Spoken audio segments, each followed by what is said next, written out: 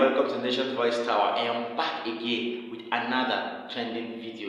This particular one is from a different point of view and from a different perspective. Now, if you have been, if you are conversant with newspapers, dailies, and other magazines, especially political ones, and those involved with economic activities and economic growth of different countries, worldwide and nationwide, you're going to know the name of this newspaper called The Economist. All right. Now, The Economist is one newspaper that has really come out on top, of course, amongst all dailies that are being ranked or that are called top notch in the world right now. The Economist is actually one newspaper that always talks about what happens in every country, especially as it concerns the United Nations and as it concerns the world powers. All right. Now, The Economist, of course, don't forget, is a London-based newspaper, and they have come out through their chief editor and columnist to endorse Peter Obi. Okay, that is the Labour Party presidential candidate. Yes, you're going to be watching a video where the chief editor and columnist of The Economist, that's the London-based newspaper, came out on air and granted an interview to really kind of buttress his points, analyze critically, and really explain why he thinks Peter Obi is the best candidate for the presidential seat in 2023 on 2023 February 25th. Okay, amongst all other candidates that are bound already. Okay, well, I'm going to allow you to listen to this interview. He said much, and he made references, of course, real references that have to do with substantial points that are pointing all hands to the fact that Peter Obi is the best and competent candidate for the seat in Aso Rock sometime on 25th February 2023. Let me allow you to watch this video of one of the columnists or the chief editor of The Economist, that is a London-based newspaper, and on his analysis on why he thinks Peter Obi is the best candidate for the presidential job of Nigeria. Don't touch it, that dial, okay? London-based newspaper, The Economist, says Peter Obi, the presidential candidate of the Labour Party, is the best choice for Nigeria. In a recent article titled "Nigeria Desperately Needs a New Kind of Leadership," the newspaper said Obi diagnoses the country's failings more precisely than his rivals. It says most striking is that Obi has urged people not to vote along ethnic or religious lines, but to favor competence. The Economist says Nigerians should heed the call and vote competently, that it would make a radical shift in Nigerian politics if this happens.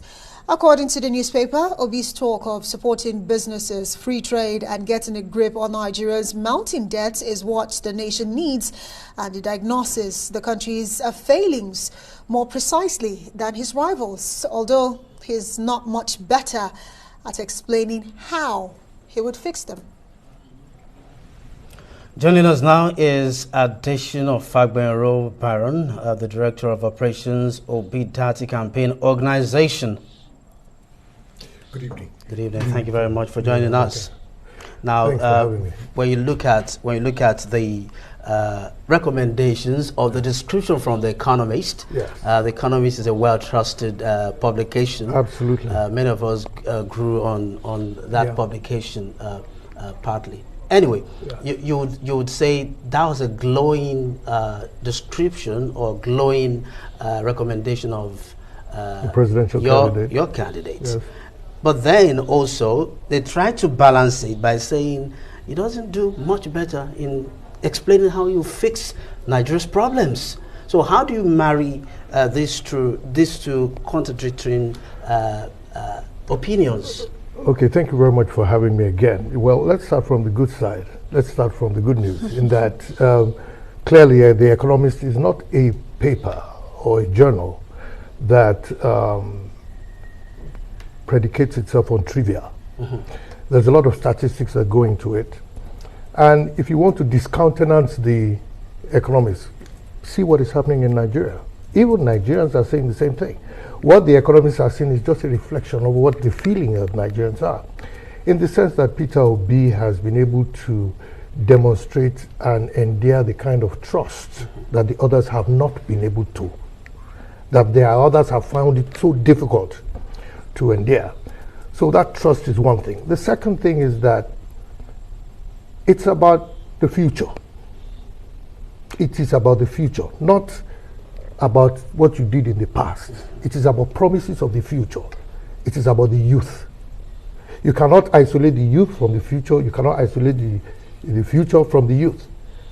And it is only Peter Obi that gets that.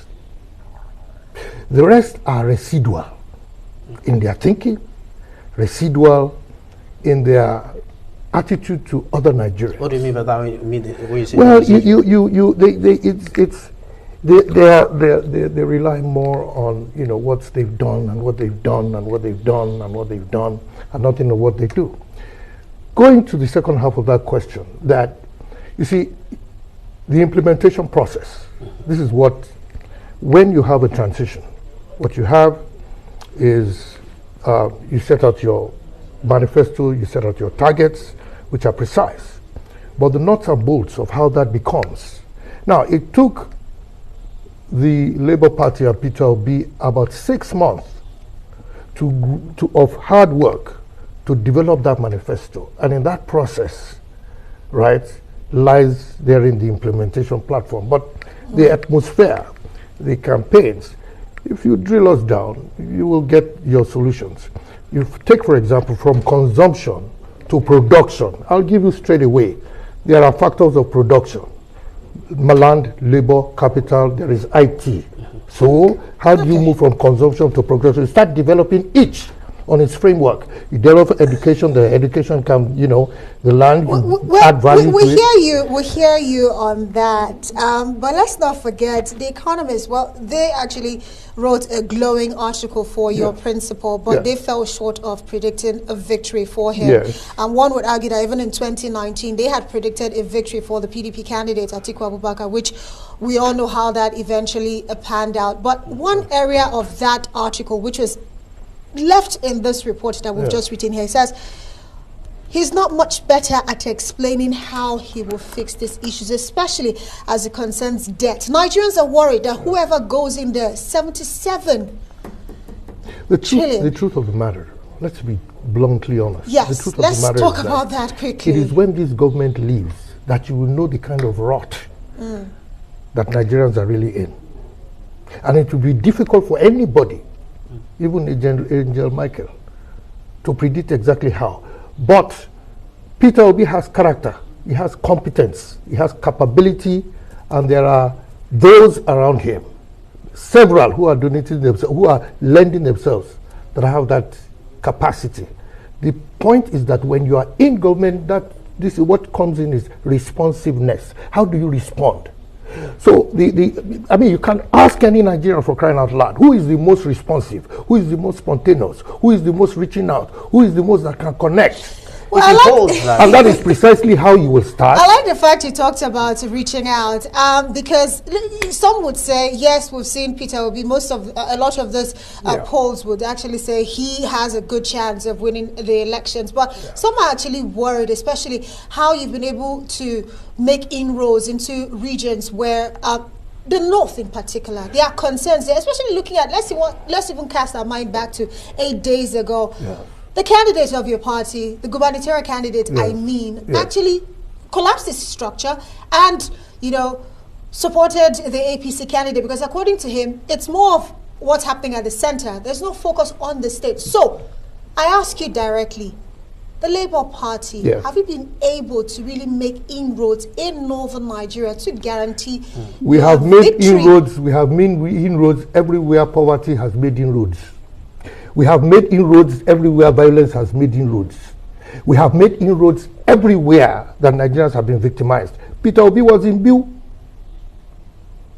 We have made, you see, let the elections come. Which Nigeria is not suffering from this thing when governors are taking the federal government to court and committing treason all over the place. The elections are upon us. You mentioned the fact that it's when this administration closes down, leaves, that we, hang on a minute, that we will really see the rot the measure of the rot Nigeria is in. So don't you think your candidate is over-promising?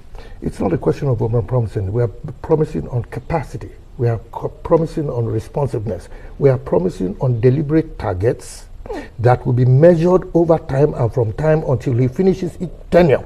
What are the key performance indices that you The key performance indicators are, well, basically for each sector, for each area, there are several key performance indicators. Yeah. But I'll mention 4 that broadly covers all those. One, good governance, the ability to respond, to have capacity, accountability, and responsiveness. 2, the ability to communicate within and without government with the Nigerian people, because you have to carry people along. 3, you need to coordinate because it's a multi-stakeholder, operation where coordination has to be, And the 4th one, monitoring and evaluation. Whatever you don't monitor, you can't manage. As soon as you get off for, as soon as you get off for, so it's governance, communication, coordination, monitoring and evaluation, and we will deliver. I still want to go back to coordination as we wrap up this conversation, because the statement by Bashir, your candidate, your ex-candidate now in Kano, was very weighty. He says you're focused on your policy, it's about the presidency, not at the grassroots. So are you confident that, yes, with all your movement across Nigeria, ex-candidate, because he's no, what did you call him? He's a candidate. The gubernatorial candidate is asking whether we are focused on the president. What is he? They are important. You must agree with me. That all candidates under your platform should be carried along. Amaka, it is absolutely important. But you see, you overstretch this thing carried along. Who is going to carry anybody on anybody's back in Nigeria of today? Where for me to even carry my own children at my back, is my children carrying me on my back now? So when we say carry along, people should have their own agenda. Peter Obi has his own agenda. There was a rally in Kano State, and he wasn't part of that rally. Same thing happened in Rivers State as well. Bashir is a great guy. No, Bashir is a great guy. You see, but look, it's a question of I love you, but I gotta leave you because of my personal interest, because of what will pay me. That's the point. You see, I wish he was with us. I would love him to be in Labour Party, but the bottom line for him is what's going to pay me, and I can't